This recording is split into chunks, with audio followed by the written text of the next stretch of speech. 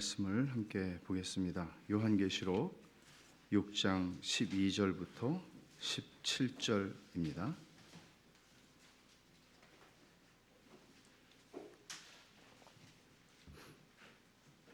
요한계시록 6장 12절에서 17절 말씀 교독하겠습니다. 내가 보니 여섯째 인을 떼실 때에 큰 지진이 나며 해가 검은 털로 짠 상복같이 검어지고 달은 온통 피같이 되며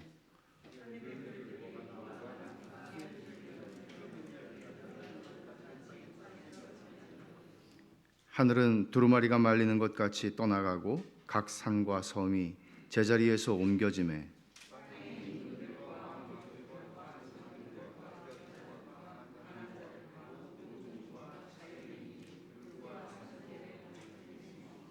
산들과 바위에게 말하되 우리 위에 떨어져 보좌에 앉으신 이의 얼굴에서와 그 어린 양의 진노에서 우리를 가리라. 그들의 진노의 큰 날이 이르렀으니 누가 능히 서리요 하더라. 아멘. 코로나가 좀 심해져가지고 우리가 좀 더 주의하시라고 웬만하면 또 영상으로 하시라고 또 말씀을 드렸고, 또 일부 예배가 너무 사람이 많아서 2부 예배로 좀 옮기실 수 있는 분들은 좀 옮기시도록 그렇게 했습니다. 오늘 영상으로 예배드리는 우리 지체들도 한 마음으로 영과 진리로 드리는 예배가 되고 우리 모두에게 하나님께서 베푸시는 풍성한 은혜가 있기를 바랍니다. 우리가 요한계시록에 기록된 세 개의 심판 시리즈를 지금 살피고 있는데, 그 첫 번째 일곱 인의 심판을 살펴보는 중에 오늘은 여섯 번째 인 심판을 살펴봅니다. 이 모든 성경이 다 그렇지만 성경을 이해하는 것은 맥락을 이해하는 게 굉장히 중요합니다. 모든 것이 다 그렇죠. 영화나 드라마도 맥락을 모르면 이해할 수 없고, 소설도 책도 다 마찬가지입니다. 근데 그 맥락을 이해한다고 할 때 보통 두 가지를 이야기합니다. 그것은 성경의 이 문맥이죠. 앞에 어떤 이야기들이 있고 뒤에 어떤 이야기들이 있는가 하는 문맥을 살피는 것과 함께, 또 하나는 이 성경이 쓰여지던 당시의 상황적 맥락이 있습니다. 그래서 그것을 이해하는 것이 성경을 이해하는 데 대단히 중요하죠.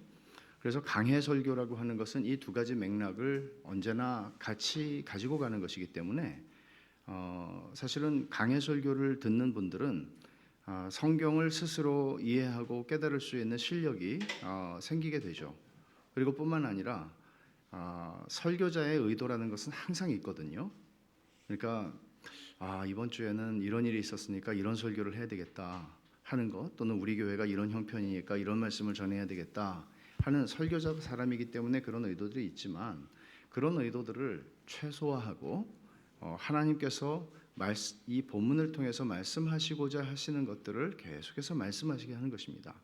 그런 의미에서 강해설교는 교회에게 큰 유익이 있는 것이죠. 우리는 지금 그런 흐름을 따라서 이 말씀을 보게 되는데, 생각해 보십시오. 오늘 말씀의 주제는 심판입니다. 그러나 여러분, 심판 또는 하나님의 진노에 대해서 말하고 싶어하는 설교자는 얼마나 있을까요? 이번 주에는 내가 하나님의 심판을 아주 불같이 선포해야 되겠다. 그래서 전부 다 두려워서 살 수 없게 될 정도로, 그렇게 느낄 정도로 내가 설교를 해야 되겠다. 그런 의도를 가지기는 쉽지는 않을 것입니다. 그러나 오늘 본문은 이런 흐름 가운데에서 하나님의 심판과 진노에 관한 말씀을 전하는 말씀입니다. 처음 네 인의 심판을 우리가 살펴봤지만 그것들은 일종의 하나의 패턴이 있었습니다. 네 말과 말탄 자들이 등장을 했고, 그것들은 전쟁과 또 정복과 전쟁의 피 흘림과 또 기근과 전염병과 이런 것들이 주님의 초림부터라고 하기보다는 승천이라고 보는 게 더 엄밀하게 맞겠죠. 주님의 승천하심부터 주님의 재림하시기까지 교회의 전체의 시대 속에서 일어나게 되는 심판들을 이 첫 번째부터 네 번째 인의 심판을 통해서 보여주었습니다. 그런데 다섯 번째 인이 떼어지자 어떤 일이 생겼나 하면 땅에서 일어나는 일들을 보다가 이제 다시 무대가 하늘로 옮겨지고, 하늘에 제단이 있는데 그 제단 아래에서 순교한 영혼들이 하나님 앞에 기도하는 장면을 보게 되죠. 그것은 무엇인가 하면 우리의 핏값을 언제 신원하여 주시겠습니까? 하는 것이었습니다. 말하자면 그들은 교회의 핍박, 교회에 불어닥친 핍박을 통해서 그들의 신앙 때문에, 그들이 예수 그리스도를 증거하는 증거 때문에 죽임을 당한 많은 사람들인데, 바로 첫 번째 인과 네 번째 인 사이, 주님의 승천하심과 주님의 재림하심 사이에 순교하게 된 많은 사람들이 하나님의 제단 앞에서, 하늘 제단에서 하나님께 우리의 핏값을 갚아달라고 기도하는 내용이었습니다. 근데 하나님께서 이렇게 대답을 하셨죠. 6장 11절에 보면 각각 그들에게 흰 두루마기를 주시며 이르시되 아직 잠시 동안 쉬되 그들의 동무 종들과 형제들도 자기처럼 죽임을 당하여 그 수가 차기까지 하라고 대답을 하셨습니다. 그리고는 다섯 번째 인의 심판이 마쳤고 여섯 번째 인의 심판으로 들어가게 되는데, 이 여섯 번째 인의 심판은 바로 이 대답, 하나님의 대답에 대한 응답으로 주어지는 것입니다. 그 수가 차야 된다, 순교자들의 수가 차야 된다 그러셨는데 그 순교자들의 수가 드디어 찼습니다. 그래서 여섯 번째 인이 떨어지자 이제 어떤 일들이 있어요? 여기 보면은 정말 무시무시한 일들이 일어납니다. 큰 지진이 나고 해가 검은 털로 짠 상복같이 해가 검어지고 달이 핏빛이 되고 하늘의 별들이 떨어지고 땅으로 떨어지고 하늘이 두루마리가 말리는 것처럼 사라져버리고 각 산과 섬들이 제자리에서 옮겨집니다. 이거는 그냥 우리가 이야기해왔던 천재지변하고는 전혀 다른 이야기입니다. 이것은 하나님의 창조 세계가 해체되는 것이고 하나님의 창조 세계가 완전히 붕괴되는 것입니다. 드디어 그날이 온 겁니다. 드디어 심판의 날이 임한 것입니다. 그것을 여섯 번째 인에서 이야기하고 있는 것이죠. 근데 그 심판의 날은 어떻게 오는 것이냐? 그 수가 차야 오는 것입니다. 그 수가 찼다는 얘기죠. 여섯 번째 인에 대한 설명을 보면 결국은 교회에 대한 세상의 핍박이 하나님이 정하신 선에 다다르게 되었고, 이제 그 박해하는 세상을 향한 하나님의 심판과 하나님을 대적하는 사람들을 향한 어린 양의 진노가 그들에게 임하게 되는 것입니다. 그러니까 최후의 심판을 우리는 믿습니다. 사도신경에서 우리는 그렇게 고백합니다. 하나님이 심판하시는 마지막 심판이 있습니다. 그날에는 죽은 자들을 다 살리셔서 그들을 심판하실 것입니다. 그 심판의 날에 대한 이야기가 오늘 여섯 번째 인의 이야기에서 시작이 되는 것입니다. 근데 본문 해석과 관련해서 하나 짚고 넘어갈 게 있는데, 이 말씀을 적어도 12절에서 14절에 있는 이 말씀을 문자적으로 이해를 해야 되는가 아니면 상징적으로 이해를 해야 하는가 하는 문제이죠. 상징적으로 이해를 한다면 그러면 이것은 조금 다르게 읽혀질 수 있을 것입니다. 특별히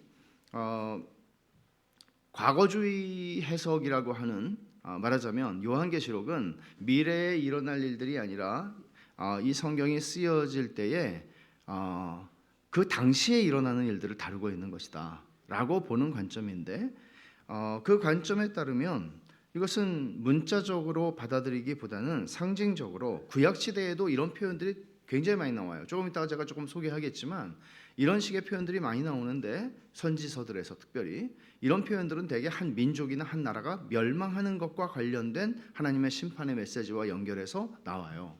그러니까 이 말씀을 우리가 미래에 어떤 일이 일어날 것이라기보다는 AD 70년, 주후 70년에 예루살렘이 로마의 장군 디도에 의해서 무너지게 되죠. 무너지는 정도가 아니죠. 완전히 피비린내가 나는, 요세푸스의 교회사를 보면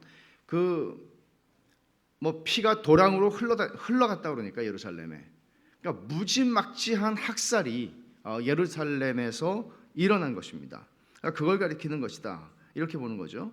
그렇다면 이 요한계시록이 쓰여진 연대는 90년대가 될 수 없고 초기 연대가 될 것입니다. 네로 황제나 그 어간이 될 것이죠. 70년. 그러나 문자적으로 이 말씀을 이해한다면 정말로 하늘이 두루마리같이 말려가지고 사라져버리고, 여러분 상상이 되세요? 우리가 태어날 때부터 있었던 하늘이고 우리가 언제나 바라보는 하늘인데 그 하늘이 사라져 없어져요. 그리고 우리가 별 많이 보지도 못하지만 몽골 초원이라든지 이런 데 가면 얼마나 별이 많이 보입니까? 그런 데서 그 많은 별들이 무슨 대풍에 무화과나무에 익지도 않은 열매들이 떨어지는 것처럼 남은 거 하나 없이 떨어지듯이 그렇게 다 떨어진다는 거예요. 별들이 땅으로. 지진도 역사상 볼 수 없었던 지진이 일어날 것입니다.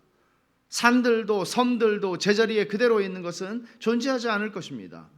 무시무시하게도 밝게 비추던 해는 검은 빛이 될 것이고 다른 핏빛이 될 것입니다. 이런 일들이 문자적으로 일어난다고 이해를 하는 것은 요한계시록의 전체적인 문맥으로 볼 때, 구조를 볼 때 이것은 문자적으로 이해하는 것이 훨씬 더 합당하다고 생각을 합니다. 그래서 저는 그런 입장에서 요한계시록을 계속 강해를 할 텐데 여러분들도 이 말씀이 참으로 그러한가 살피며 하나님의 은혜를 구하실 수 있기를 바랍니다.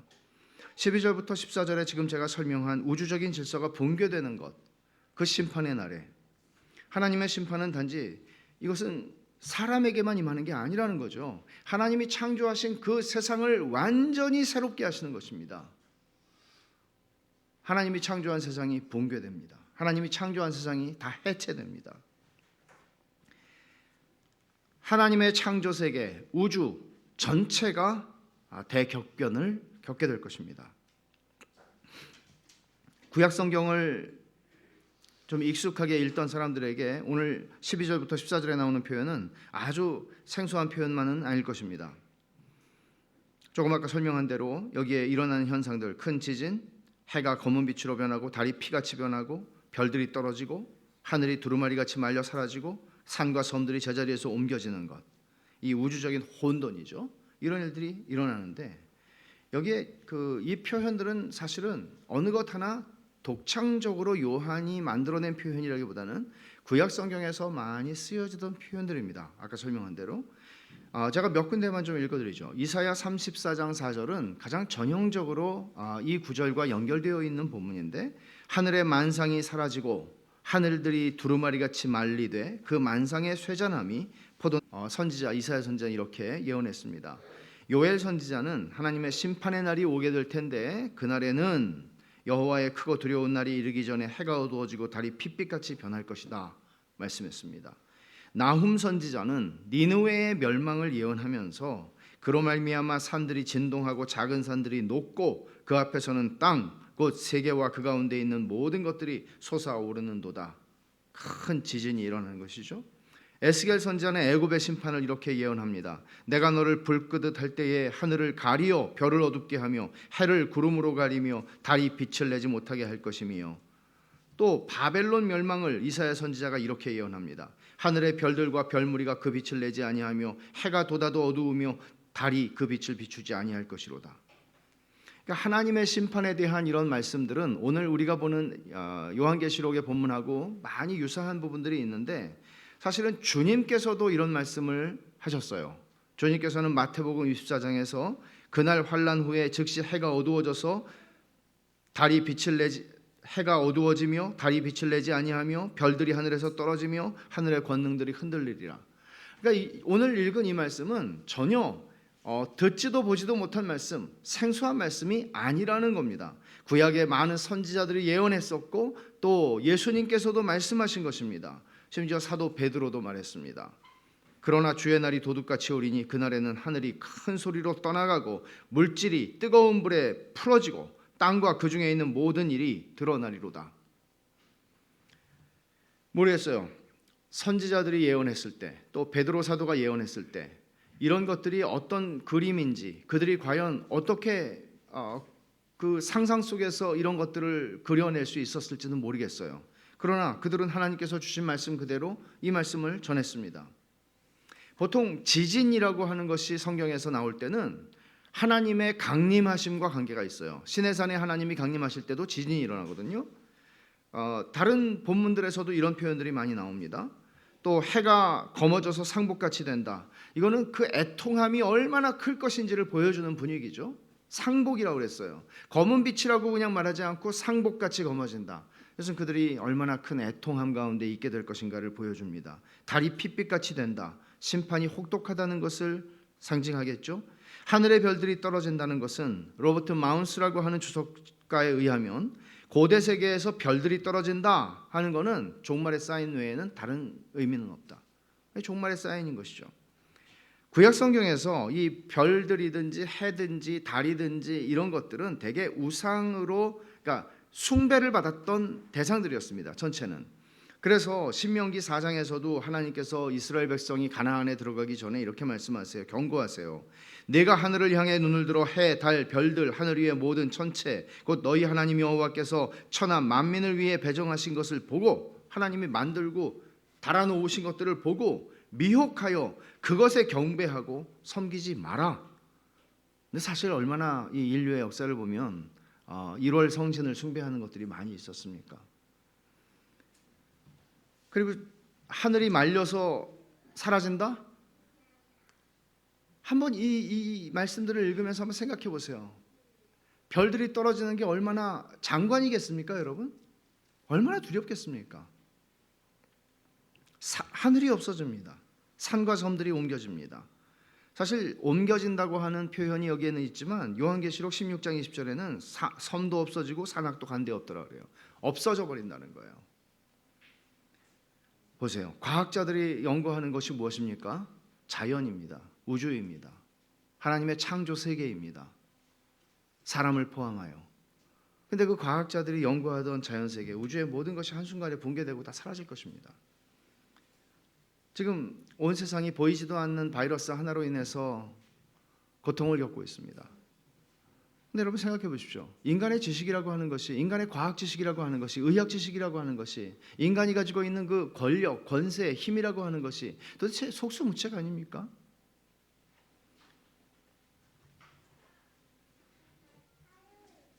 온 세상, 그러니까 바이러스 하나로가 아니라 정말 온 세상에 12절부터 14절에 있는 이런 말씀들이 그대로 일어나게 될 때, 여러분 이것이 이런 일들이 일어나게 될 때 감당할 수 있는 자가 과연 누가 있겠습니까? 그래서 15절부터 17절은 이 심판을 받게 될 대상인 사람들이 어떤 반응을 보이는가를 보여주는데, 한마디로 말하면 공포죠. 두려움이 엄습하는 거죠. 공포에 압도당하는 거죠. 저는 전에도 제가 한번 말씀을 드렸지만 지옥의 묵시록이라고 하는 영화 있잖아요. 프란시스 코폴라 감독의 그 영화가 물론 어떤 소설을 가지고 만든 영화라고는 하지만 상당 부분이 요한계시록에 있는 그림들을 가져온 거거든요. 그러니까 이런 거예요. 정말 마지막에 말론 브란도가 역할을 했던 컬처 대령이 죽으면서 막 죽죠. 죽으면서 그 외마디 소리를 그냥 아주 숨 쉬듯이 2번 말해요. The horror, the horror. 공포. 그러니까 이 전쟁이라고 하는 그 사람은, 여러분 그 인물, 그 배역이 아니고 그 영화 속의 그 인물은 육사를 수석으로 미국 육사를 수석으로 나오고 하버드를 나온 사람입니다. 정말 미국 군인들 중에서 정말 장래가 촉망되는 그런 군인이라고요. 근데 이 사람이 전쟁터 속에 들어가서 그 전쟁 속에서 도덕이 붕괴되고 우리가 가지고 있는 가치관이 붕괴되고 그야말로 모든 것들이 붕괴되고 거기에 남은 건 공포밖에 없는, 그러니까 공포를 내가 원수로 삼으면 견딜 수가 없어서 공포를 친구로 만들어버리는, 그러면서 미쳐버리는, 미치지 않고는 제정신으로는 도저히 감당할 수가 없는 그런 지옥 같은 세상 속에서 경험하는 거죠. 그러나 그것은 내 말탄자 속에서 일어나는 일들이에요. 그냥 일종의 리허설이에요. 마지막 심판은 그것과 상상할 수 없는 정도로 공포의 엄습, 공포의 사로잡힘이라고 성경은 얘기하는 것입니다. 그러니까 멀쩡하게 살아가던 사람들도 도피할 수 없는 공포 속에 처해지게 되면 어떻게 멀쩡할 수 있겠습니까, 여러분? 멀쩡하던 담담하던 사람들이 어떻게 계속 담담할 수만 있겠냐고요. 이런 상황 속에 들어가게 될 때 교양도, 지식도, 신분도, 재산도 여기 아무 차이를 가져올 수 없습니다. 하나님의 심판날에 우리는 사회적인, 경제적인 또는 정치적인 지위가, 신분이 아무 의미가 없다는 것을 깨닫게 될 것입니다. 15절을 보죠. 땅의 임금들과 왕족들과 장군들과 부자들과 강한 자들과 모든 종과 자유인이 굴과 산들의 바위 틈에 숨어 그랬습니다. 여기 적어도 6범주의 인간들이 나옵니다. 맨 뒤에 종과 자유인을 하나로 보면 그렇고 둘로 나눠서 보면 7범주의 사람들이 나오는데, 여기 앞에 5범주는 적어도 세상에서 아쉬움 모르고 살아가는 사람들이고, 세상에서 무슨 일이 일어나도 나는 안전하다고 생각하고 사는 사람들입니다. 그렇잖아요? 임금, 왕족, 장군, 부자, 강한 자, 이런 사람들에게, 아니 세상에 기근이 있어도 그들은 여전히 그들의 밥상에는 먹을 것이 넘치고, 세상에 무슨 일이 일어나도 그들은 영향을 받지 않는 사람들입니다. 그런데 이들에게 하나님의 심판이 임한다는 것이죠. 그러니까 이 심판날에는 세상에서 우리가 그동안 이분은 배운 분이지, 이분은 가진 분이지, 이분은 강한 분이지, 이분은 높은 분이지 라고 하던 모든 구분이 다 무색해지는 것이고, 여기에 남는 구분이라고 한다면 그것은 내가 그리스도께 충성을 바쳤는가 아니면 짐승을 숭배하고 살았는가, 둘 중에 하나밖에 없습니다. 이 사람들, 여기에 나오는 이 땅의 임금들로부터 시작해서 자유인이라고 하는 이 모든 사람들은 다 짐승의 표를 받은 사람들입니다. 우리가 나중에 요한계시록 13장으로 가서 보겠지만 짐승의 표를 받은 사람들이고, 짐승을 경배하는데 일생을 바친 사람들입니다. 짐승은 사탄과 그 추종 세력, 교회를 핍박하는 세상 권세를 얘기합니다. 하나님을 대적하고 교회를 박해하는데 일조를 한 사람들입니다. 이들은 다 우상 숭배자입니다.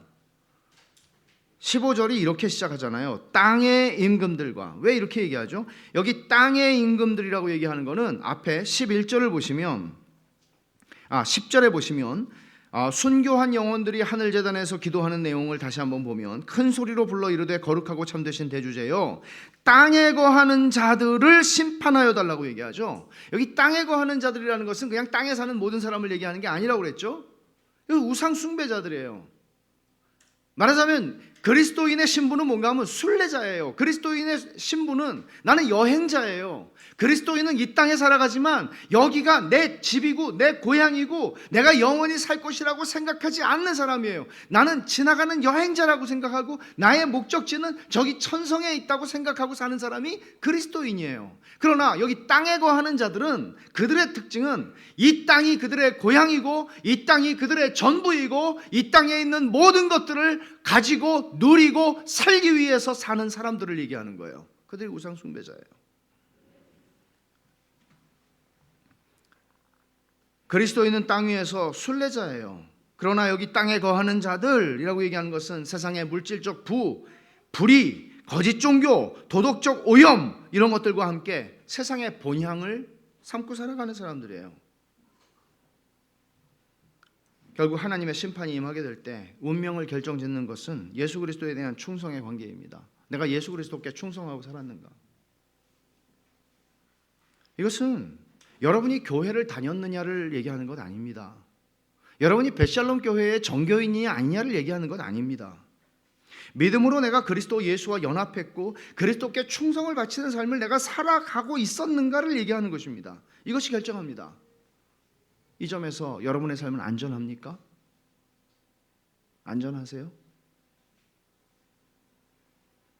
지금 이거보다 더 중요한 질문이 인생에서 있습니까? 오늘 본문이 하나님의 농담이 아니라는 거죠. 오늘 본문이 그냥 지나가는 말이 아니라는 것이죠. 하나님의 진노의 심판을 받는 사람들이 보여주는 반응은 뭔가 하면 벗어나고 싶어하는, 이 공포의 자리에서 벗어나고 싶어하는 헛된 시도를 한다는 것입니다. 15절과 16절을 보면 15절 하반절에 바위 틈에, 굴과 산들의 바위 틈에 숨어 산들과 바위에게 말하되 우리 위에 떨어져 보좌에 앉으신 이의 얼굴에서와 그 어린 양의 진노에서 우리를 가리라. 우리를 좀 가리라. 우리를 숨겨달라고 얘기해요. 근데 어떻게 숨겨달라고 얘기합니까? 우리 위에 떨어져서, 뭐가? 산들과 바위가 막 움직이잖아요. 그러니까 그게 우리 위에 떨어져서 제발 보좌에 앉으신 이의 얼굴에서와 그 어린 양의 진노에서 우리를 숨겨달라고. 여러분, 이 말이 이해가 되세요? 바위가 나한테 떨어지면 어떻게 돼요? 죽어요. 이 얘기는 무슨 얘기인가 하면 살기 위해서 부르짖는 소리가 아니고요, 죽기 위해서, 그러니까 그 죽음, 만일 그 죽음이 나를 이 하나님의 얼굴빛을 보는 공포로부터 나를 벗어나게 해줄 수 있고 숨겨줄 수만 있다면 죽기를 원하는 것이죠. 죽기 위해서 하나님의 얼굴빛에서 자기를 가려달라고 얘기하는 거예요. 이게 얼마나 비참한 거예요. 그냥 귀신 영화 그런 게 아니고요. 진짜 지옥의 묵시록 같은 영화는 이게 우리가 사는 세상이 정말 지옥일 수 있구나 그런 생각을 하게 하는데 그건 아직 아니라는 거죠. 여러분, 하나님의 얼굴을 두려워하는 것의 원형이 어디에 있는지 아시죠? 창세기 3장에 나와요. 인간이 아담과 하와가 범죄한 뒤에 하나님의 낯을 피하여 숨습니다. 결국 죄를 지은 인간에게 있어서 하나님의 얼굴은 기쁨과 감격과 영광이 아니고 두려움의 대상입니다. 하나님의 얼굴보다 무서운 건 세상에 없습니다. 그러나 하나님을 의식하지도 않고 살아가는 인생들에게 어떻게 그것이 두려운 대상이 될 수 있겠습니까? 마지막 날 심판의 날이 임할 때 정말 내가 그런 일이 설마라고 생각했던 일이 일어날 때 그때는 하나님의 얼굴을 보는 것이 이 세상에서 가장 무서운 일이라는 것. 차라리 산과 바위가 내 위에 덮쳐서 나를 숨겨줄 수만 있다면, 나를 죽여줄 수만 있다면, 내 존재를 없애줄 수만 있다면 그게 더 좋겠다고 생각하는 거죠. 반면에 그리스도를 따라갔던 사람들, 그리스도께 충성을 바쳤던 사람들에게 보좌에 앉으신 하나님의 얼굴은 기쁨이고 영광이고 감격이겠죠. 왜냐하면 평생을 주님을 사랑하고 평생을 주님을 배웁기를 원했던 사람들에게야 어떻게 이 날이 두려움의 날이 될 수 있겠습니까? 성 베르나르는 우리 찬송가 85장에 있는 대로 이렇게 가사를 썼죠. 시를 썼죠. 구주를 생각만 해도 이렇게 좋거든 주 얼굴 배울 때에야 얼마나 좋으랴. 어떻게 이렇게 갈라질 수 있을까요? 어떻게 이렇게 인류가 둘로 나뉘어질 수 있을까요? 어떻게 동일하신 보좌에 앉으신 하나님의 얼굴을 배우는 것이 어떤 이들에게는 말할 수 없는 영광스러운 기쁨이 될 것이고 어떤 이들에게는 이렇게 감당할 수 없는 죽음으로라도 피하고 싶은 얼굴이 될 수 있을까요? 그래서 그들은 말합니다. 17절에 그들의 진노의 큰 날, 이것은 하나님 아버지와 어린 양의 진노의 큰 날이 이르렀으니 누가 능히 서리요. 감당할 수 있는 사람이 없다는 것을 그들은 고백하는 것입니다. 하나님의 심판의 시계는 지금도 돌아갑니다. 물론 우리는 이런 시계가 하나님의 심판의 시계라고 말하지는 않습니다. 그러나 하나님의 심판의 시계는 돌아갑니다. 역사의 시계바늘은 하나님이 정하신 때를 향해서 돌아가고 있는 겁니다. 오늘 우리가 읽은 대로 심판의 날, 어린 양의 진노의 날은 우리가 생각하지 않은 때 올 것입니다. 그러면 우리는 이런 생각을 해야죠. 당연히. 그럼 어떻게 할 것인가? 어떻게 할 것인가? 종말론적인 이단들이 종종 하는 것처럼 재산을 팔고, 그 사람들은 주님이 말씀하신 대로 재산을 팔았으면 가난한 자에게 나눠주고 주님을 쫓아야 되는데 팔고 나눠주지도 않고 팔고 산으로 가요. 그리고는 재림을 기다려요. 그러나 성경은 그렇게 가르치지 않죠. 성경은 일상을 살아내라고 얘기합니다. 주님이 내일 오시더라도 일상을 살아가라는 겁니다. 그리고 하나님께서 주신 모든 것들을 즐길 수 있는, 누릴 수 있는 자유를 주께서 주셨습니다. 다만 이것을 기억해야죠. 우리가 세상에서 누리는 모든 것들은 다 지나가는 것들에 불과한 것입니다. 고린도전서 7장 31절 말씀에 세상 물건을 쓰는 자들은 다 쓰지 못하는 자같이 하라. 이 세상의 외형은 지나감이라. 말하자면 내가 어떤 것을 즐거워할 때 그 즐거움이 야 나는 이거 없으면 못 살아 이렇게 말하지 말라는 겁니다. 하나님이 지금 나에게 누리라고 주신 것을 누릴 뿐입니다. 이것이 내 인생의 목적이 될 수 없고 내 인생의 목적이 되는 한 그것은 우상이 되고 맙니다. 이 말씀을 기억하는 것, 모든 것은 다 지나간다는 사실을 기억하고 하나님께서 우리에게 주신 것들을 그때에 누릴 수 있다면 그것은 건강한 것입니다. 그리고 그것은 결코 우상이 되지 아니할 것입니다. 여러분, 우리가 그 하나님의 심판 날에 정말 주 앞에 누가 능히 서리요? 라고 얘기하는 자들 앞에서 그 대답이 이제 7번째 인을 뗄 때 나와요. 그 뒤에 7장에서 나와요. 그 전에. 근데 여러분, 우리가 그 앞에 설 수 있으려면 우리는 어떻게 살아야 합니까? 베드로도 그렇게 말을 했죠. 우리가 어떤 행실을 가져야 하는가?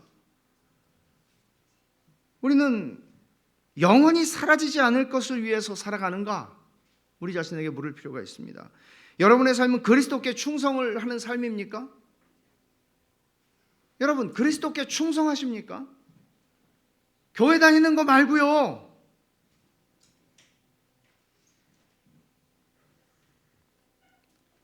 그리스도를 적당히 믿을 수 있는 길은 없습니다. 자기를 부인하고 십자가를 지고 주님을 따르는 길이 아니라면 그것은 주님을 따르는 것이 아닙니다.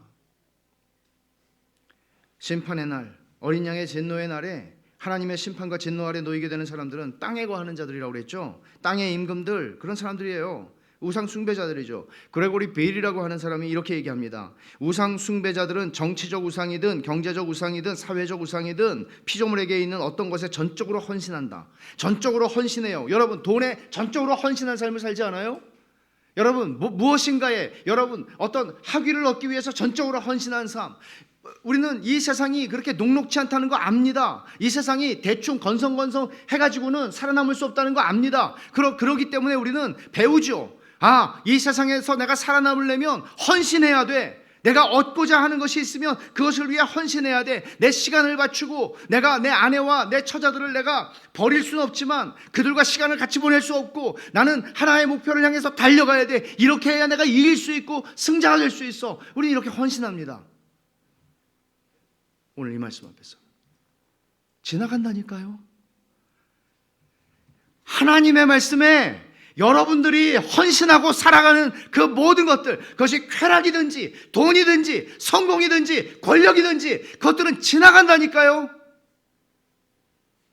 그것에 헌신하는 삶은 땅에 거하는 삶이고 우상 숭배하는 삶이라니까요. 그리고 그날이 임할 때 심판의 날은 옵니다. 그리고 우리가 생각하지 않은 때 옵니다. 그때 여러분들은 준비되셨습니까? 오랜 세월 어쩌면 내 평생에 주일이면 예배당에 나와 주일 예배에 참여했을 수 있습니다. 그러나 오늘 말씀은 내가 그날 주님 앞에 서려면 그 이상이 필요하다는 거예요. 그것 가지고 되지 않는다는 거예요. 짐승이 아닌 그리스도를 섬기는 삶을 살라는 거예요. 복음을 들었지만 수도 없이 들었지만 아직도 믿지 않는 분들이 있을지 모르겠어요. 이 말씀 앞에서 두려워해야 돼요. 하나님, 내게 속히 구원의 은혜를 주십시오. 구해야 하는 것입니다. 1980년 5월 그러면 여러분 생각나는 거 있죠? 광주. 그래서 우리는 세상이 어떻게 돌아가는지 몰랐어요. 근데 미국 워싱턴주의 세인트 헬렌스 화산이 폭발한다는 경고가 있었어요. 그래서 경찰들이 인근 주민들에게 대피령을 내렸고 인근 그때 이제 한 5마일 그 산에서 5마일 정도 떨어진 호수가 있었는데 호수가에 살고 있는 해리 트루먼이라고 하는 대통령 이름하고 똑같죠. 해리 트루먼이라고 하는 사람이 있었는데 이 사람이 그 소개령을 거부하고 심지어 TV나 라디오에 나와가지고 나는 이거 믿지 않는다고 그러면서 나름의 막 이유들을 조목조목 대고 그렇게 하면서 대피를 하지 않았어요. 결국 1980년 5월 18일 오전 8시 31분 화산이 폭발했습니다. 그리고 150 평방마일 그러니까 한 250마일 되겠죠. 250km 되겠죠. 평방 킬로미터 초토화되었습니다. 물론 해리 트루먼의 시신은 확인도 할 수 없었죠. 이런 사람은 늘 있습니다, 여러분. 마지막 하나님 심판의 날에도 그럴 거예요. 오늘 그리스도께 입을 맞추고 여호와께 피하는 사람은 복이 있다. 성경은 그렇게 말합니다. 저는 이런 생각을 하죠. 목회를 하잖아요. 목회를 하고 말씀을 전하잖아요. 그리고 또 권면도 하잖아요. 근데 그날에 같이 주님 앞에 능히 섰는데 찾아도 찾을 수 없는 우리 교인들이 있으면 어떡하지? 두려운 일이죠. 정말 두려운 일이죠. 많은 사람이 베샬롬 교회 교인이 되는 거하고 상관없는 일이에요. 두려운 일이죠. 여러분, 오늘 이 말씀을 진지하게 받아들이십시오. 그리고 하나님 앞에 그리스도께 충성하는, 짐승을 섬기는, 세상에 헌신하는 것이 아니라 헌신의 대상은 그리스도밖에 없습니다. 그리스도를 위해서 세상을 열심히 사는 것입니다. 여러분, 심판의 날은 옵니다. 그날은 옵니다. 그리고 그날을 준비하고 사는 것이야말로 지혜로운 인생입니다. 기도하겠습니다. 하나님 아버지, 감사합니다. 저희들에게 심판의 날을 경고하시고 알게 하시고 준비할 수 있도록 이 말씀을 주신 것 감사합니다. 하나님 아버지, 저희 모두가 다 그날에 영광의 주님의 얼굴을 배웁는, 영광과 기쁨과 감격으로 주님을 배웁는 복된 은혜를 누리게 하여 주시옵소서. 예수님 이름으로 기도하옵나이다. 아멘.